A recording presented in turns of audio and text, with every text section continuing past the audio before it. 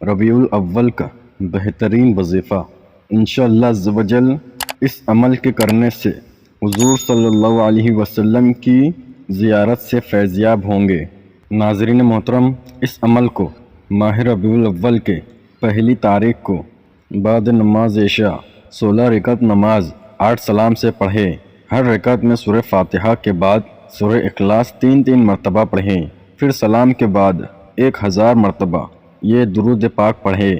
بسم اللہ الرحمن الرحیم، اللہم صلی علی محمد النبی الامی ورحمت اللہ وبرکاتہ۔